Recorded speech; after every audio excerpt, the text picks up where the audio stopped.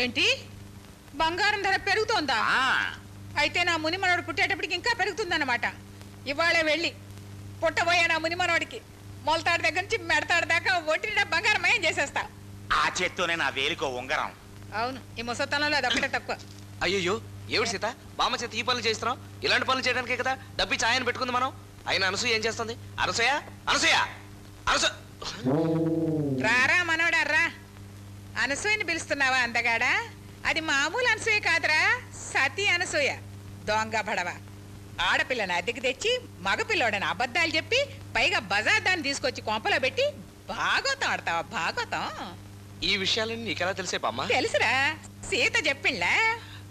ద్రోహి, విశ్వాసఘాతకురాలు. కడేరావు, సీతను ఏమన్నా అన్నావంటే తాట వచ్చేస్తాను.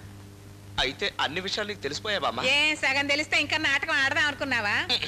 అందుకే ఆ టక్కులాడిని మెడబెట్టి బయటికి గెంటేశాన్రా. ఏమిటి అనసూయని గెంటేసావా? ఆ పిల్లని నేను సరిగ్గా అర్థం చేసుకోలేదు, ఆ అమ్మాయి నన్ను పూర్తిగా అర్థం చేసుకోలేదు.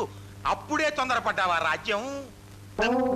మంచి పనే చేసావు, గెంటేయటం కరెక్టే.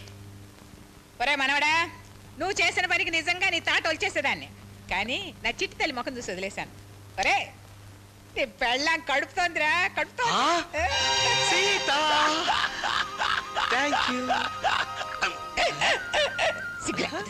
చిన్నవాళ్ళు ఏదో సరసం ఆడుకుంటే అబ్బా, లవ్ సినిమాలకి వెళ్ళనివ్వు, దగ్గరుండి లవ్ సీన్లు చూడనివ్వు. ఎలా చచ్చేది? మధ్యలో కత్తిపేట ఉందిగా, ఎట్ట చూస్తావు?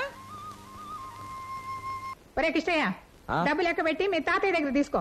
ఆయనకి 10 పైన లెక్క పెట్టని చేత కాదు. ఈ లోపుగా మేము ఆటో పిలుస్తాం. రామా. ఈలోగా నేను ఉంగరం కొనుక్కుంటా. 4 వేల కొనేగా చాలే. బ్రొటని వేలు ఖాళీగా ఉందో. దానికి కావాలంటే తర్వాత వడ్డానం చేయించుకుంది కానీ ముందు డబ్బులు తాతయ్య.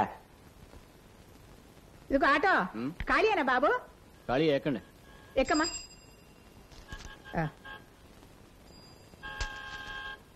ఇదిగో ముసలాయన, ఆటో మాట్లాడాం రండి. అయ్యో ఆటో